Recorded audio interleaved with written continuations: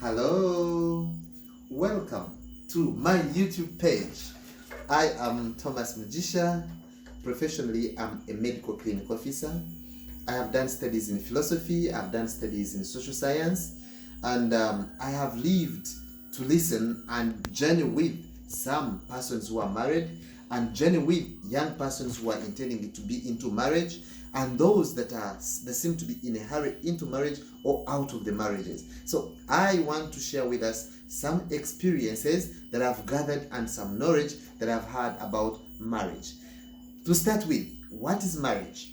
I can etymologically find the meaning of marriage from the Old English, marriage, with single R. And then from the Old French, le mariage. It means marriage, le mariage. And then marital is a Latin word which means to provide a husband to a wife, or to provide a wife to a husband. So we see in either case one being given to the other and the other receiving. And so in marriage we have a word also we call maritus. Maritus, it means a married or married man. And then marita, a married woman. Now what are we trying to say?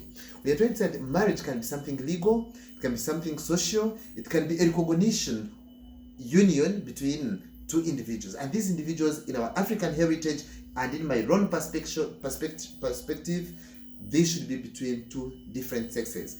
Female and male coming together, different sexes biologically being together, because there are other goodies of marriage, and one of the great goodies of marriage is the ability to have fruits of children, and then companionship, which can be second. Now, what am I trying to say? One day, let me share with us, when I was pursuing my studies in philosophy, we had a session about special ethics in which marriage was a topic of discussion. And so I posed the question to my lecturer, a friend of mine who is a priest and doctor in this church, the Catholic Church. And this priest, I asked him, do you have any authority, Father, to speak about marriage? There is no woman who has been given to you. Because this is what we say, maritally, what it means. Providing a woman to you. Nobody has provided a woman to you. And you yourself have not provided yourself to a certain woman. Then, do you have any authority to speak about marriage? And this is what he had to say. He said, you see, we are born in families. You see, we are part and parcel of the marriages. But then, does that give us the reality? That realistic authority to speak about marriage? But then he was so interesting. In another response he made to me, I said, Father, now what is marriage according to you, in your own words, what is marriage? And this is what he had to tell me. He said marriage is an analogous. It is an analogy to a cage of dogs. He said it is like a cage of dogs where those who are inside want to run out, and those who are out are struggling and in a hurry to come in. So he said that brings us into a mysterious life, that those who are in want to run out, but those who are outside want to run in. So what is that? Something mysterious. A mystery is that we cannot fully comprehend. We cannot fully comprehend by our intellectuality, by our capacity to reason as human beings, what marriage is, because we are part and parcel of that marriage itself. You and me are products of marriage. Just imagine, me, I'm a health worker, and then imagine in the uterus, when this fetus is still in the uterus, it is playing within the amniotic fluid, okay? It is playing for it doesn't know what is in the outside of the amniotic fluid, it is just there in its own piece. So that is what we are in as far as marriage is. We are like this fetus, which is just playing, kicking left, right, but then marriage, we are part and parcel of it, we cannot fully comprehend it.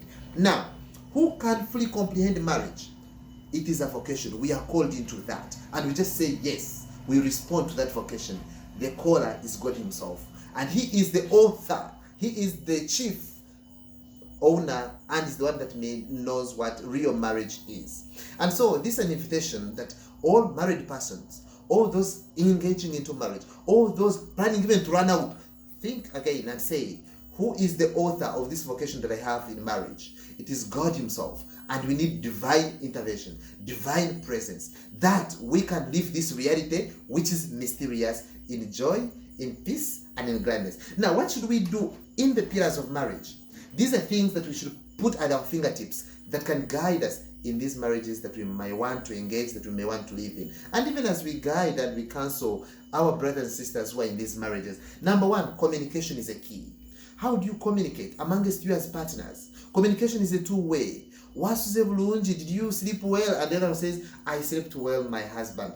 That's good communication, and that will bring that positive communitarian and unitarian living in that same marriage, in that reality of marriage. Number 2 is the trust. How realistic am I? How truthful am I? Do I speak yes for yes today and to means yes tomorrow? True is true and is one. And no truth, surely no presence of God in that marriage. Speak the truth, God is present, the Spirit of God is there, and you'll be happy in your marriages. Number 3, I can talk of commitment. Commitment, be committed. We make vows, and these vows are not mere mouth say, they are not mere mouthpieces. We say, Omu bulungi no mubibi, in good times and in bad times, I am yours, okay?